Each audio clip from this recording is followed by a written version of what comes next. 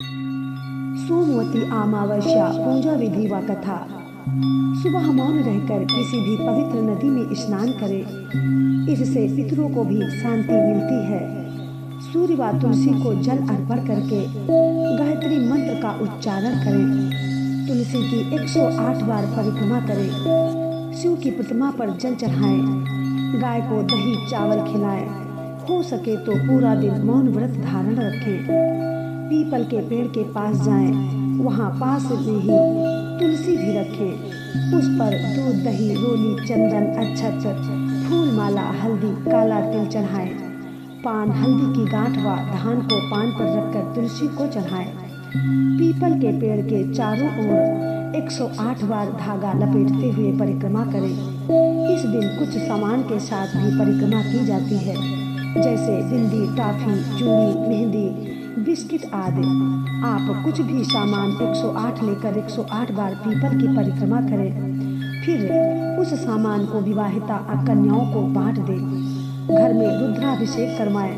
पूरी खीर आलू की सब्जी बनाकर पहले पितरों को अर्पण करें, फिर खुद ग्रहण करें। कपड़े अन्न मिठाई का दान करें। सोमवती अमावस्या से जुड़ी कथा। सोमवती अमावस्या से संबंधित अनेक कथाएं प्रचलित हैं। परंपरा है कि सोमवती अमावस्या के दिन इन कथाओं को विधि पूर्वक सुना जाता है। एक गरीब ब्राह्मण परिवार था, जिसमें पति पत्नी के अलावा एक पुत्री भी थी। पुत्री धीरे धीरे बड़ी होने लगी। उस लड़की में समय के साथ सभी स्त्रीयोचित गुणों का विकास हो रहा था। लड़की सुंदर संस्कारवान एवं गुणवान भी थी, लेकिन गरीब होने के कारण उसका विवाह नहीं हो पा रहा था। एक दिन ब्राह्मण के घर एक साधु पधारे, जो कि कन्या के सेवा भाव से काफी प्रसन्न हुए। कन्या को लंबी आयु का आशीर्वाद देते हुए साधु ने कहा कि कन्या के हथेली में विवाह योग्य रेखा नहीं है। ब्राह्मण दंपति ने साधु से उपाय पूछा कि कन्या ऐसा क्या करे कि उसके हाथ में विवाह योग बन जाए। साधु ने कुछ देर विचार करने के बाद अपनी अंतर्दृष्टि से ध्यान करके बताया कि कुछ दूरी पर एक गांव में सोना नाम की धोबिन अपने बेटे और बहू के साथ रहती है, जो कि बहुत ही आचार विचार और संस्कार संपन्न तथा पतिपरायण है। यदि यह कन्या उसकी सेवा करे और वह महिला इसकी शादी में अपने मांग का सिंदूर लगा दे, उसके बाद इस कन्या का विवाह हो तो उस कन्या का वैधव्य योग मिट सकता है। साधु ने यह भी बताया कि वह महिला कहीं आती जाती नहीं है।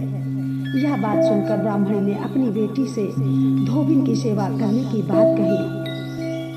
कन्या सुबह ही उठकर सोना धोबिन के घर जाकर सफाई और अन्य सारे काम करके अपने घर वापस आ जाती।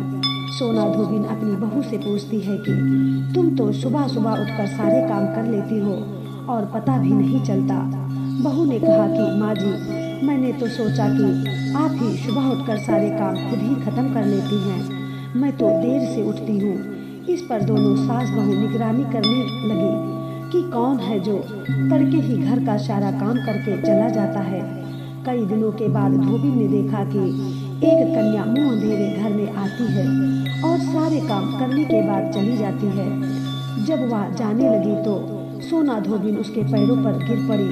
पूछने लगी कि आप कौन हैं और इस तरह छुपकर मेरे घर की चाकरी क्यों करती हैं। तब कन्या ने साधु द्वारा कही गई सारी बात बताई। सोना धोबिन पतिपरायण थी, उसमें तेज था, वह तैयार हो गई। सोना धोबिन के पति थोड़ा अस्वस्थ थे। उसने अपनी बहू से अपने लौट आने तक घर पर ही रहने को कहा। सोना धोबिन ने जैसे ही अपने मांग का सिंदूर कन्या की मांग में लगाया, उसके पति मर गए। उसे इस बात का पता चल गया था। वह घर से निर्जला ही चली थी। यह सोच कर के रास्ते में कहीं पीपल का पेड़ मिलेगा तो उसे भंवरी देकर और उसकी परिक्रमा करके ही जल ग्रहण करेगी।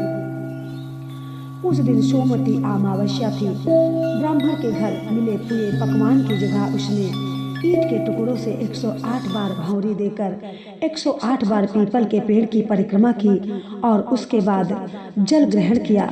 ऐसा करते ही उसके पति जीवित हो गए। सोमवती अमावस्या मंत्र। ओम कुल देवताभ्यो नमः। ओम ग्राम देवताभ्यो नमः। ओम ग्रह देवताभ्यो नमः। ओम लक्ष्मीपति देवताभ्यो नमः। ओम विघ्न विनाशक देवताभ्यो नमः। ओम नमो भगवते वासुदेवाय नमः।